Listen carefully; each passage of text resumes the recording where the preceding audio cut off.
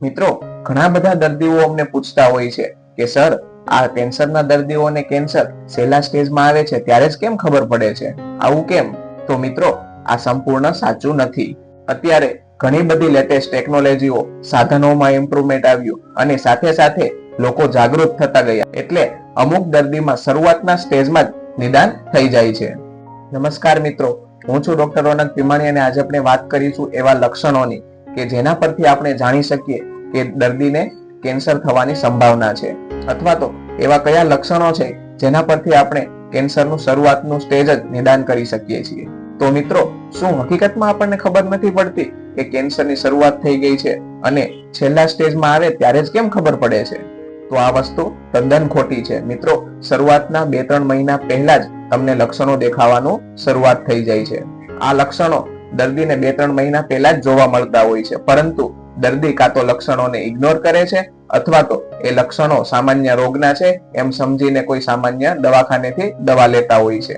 પછી એ સારું ના થાય અને રિપોર્ટ કરાવે ત્યારે લોકોને ખબર પડે છે કે આ તો મોટું થઈ ગયું છે, કે હવે એડવાન્સ સ્ટેજમાં જતું રહ્યું છે. ઘણી વખત શરૂઆતના લક્ષણો કોઈ સામાન્ય બીમારી જેવા હોય છે, એટલા માટે દર્દીઓ તેમને ઇગ્નોર કરતા હોય છે અથવા તો સામાન્ય દવા લઈ લેતા હોય છે.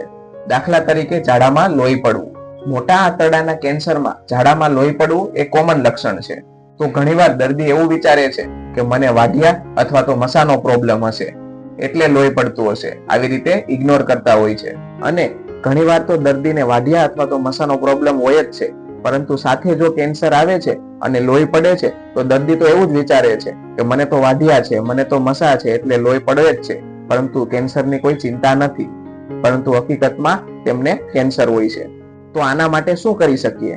તો મિત્રો, કયા કયા લક્ષણો એવા છે કે જે જોવા મળે તો ડોક્ટર પાસે જઈ શકાય અને કયા કયા લક્ષણો એવા છે કે જે સામાન્ય દવાથી પણ સારા થઈ શકે? આ બંને વચ્ચેનો ભેદ સમજવાની ખાસ જરૂર છે.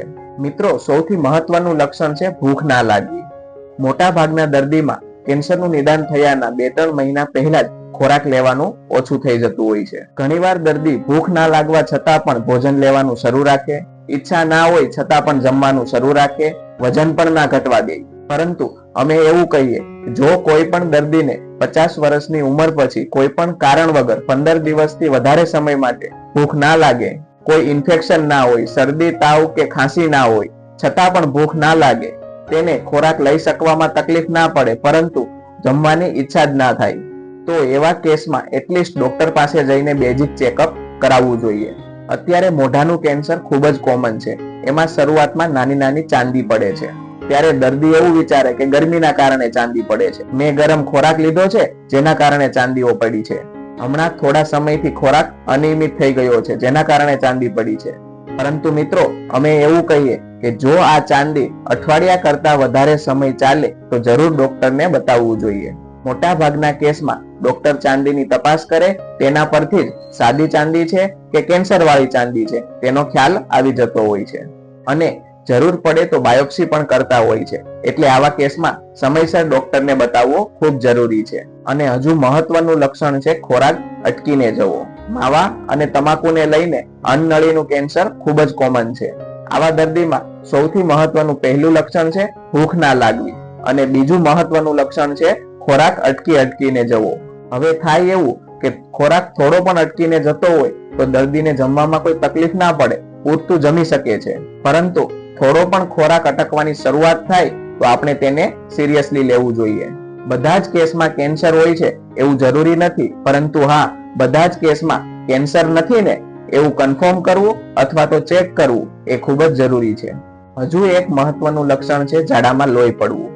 પાચન તંત્રના કેન્સરમાં મોટા આંતરડાનું કેન્સર એ ખૂબ જ કોમન છે અને મોટા ભાગના દર્દીઓમાં શરૂઆતના સ્ટેજમાં નિદાન થાય તો ખૂબ જ સારું રિઝલ્ટ મળતું હોય છે. એટલા માટે શરૂઆતના સ્ટેજમાં નિદાન થવું ખૂબ જ જરૂરી છે. મોટા આંતરડાના કેન્સરમાં મોટા ભાગના દર્દીઓમાં 2 લક્ષણો જોવા મળે, જેમાં પહેલું છે ઝાડાની હાલતમાં ફેરફાર. વર્ષોથી 2 વખત લેટ્રિન જતા હોય તો અચાનક 3 થી 4 વાર જવું પડે, અથવા તો થોડો સમય કબજિયાત રહે અને થોડો સમય ખૂબ જ ઝાડા જવું પડે. આવું વારંવાર થયા કરે. અને બીજું છે ઝાડામાં લોહી પડે અથવા તો ચીકાશ આવે. જો વર્ષોથી આ સમસ્યા રહેતી હોય લોહી પડવાની, તો લોહી પડવાની પેટર્નમાં ફેરફાર થાય અને જો ક્યારેય આવી સમસ્યા ના આવી હોય ને નવી શરૂઆત થાય, આ લક્ષણો 40 કે 50 વર્ષની ઉંમર પછી આવે તો તુરંત જ ડોક્ટરને બતાવવું જરૂરી છે. આ લક્ષણોથી ઘણા દર્દીઓને શરૂઆતના સ્ટેજમાં નિદાન થઈ જતું હોય છે. એટલે આ વસ્તુ ખૂબ જ જરૂરી છે. સમાજમાં થોડુંક જાગૃત થઈએ અને થોડું સિરિયસ થી લઈએ. મિત્રો, લોકોને કેન્સર આવ્યા પછી ખૂબ જ ખર્ચા કરે, ખૂબ મહેનત કરે, ખૂબ દોડાદોડી કરે અને 10 ડોક્ટર પાસે તો ઓપિનિયન લે છે. પણ જો શરૂઆતના સ્ટેજમાં થોડું ધ્યાન આપે અને નિદાન કરાવે તો મોટા ભાગના કેસમાં મોટી બીમારીથી બચી શકાતું હોય છે. જો મિત્રો અમારો આ વિડીયો તમને પસંદ આવ્યો હોય તો વધુમાં વધુ લોકોને શેર કરો કે જેથી લોકો કેન્સરના એડવાન્સ સ્ટેજથી બચી શકે. અને અમારા વિડીયોને લાઈક અને અમારી ચેનલને સબસ્ક્રાઇબ કરો.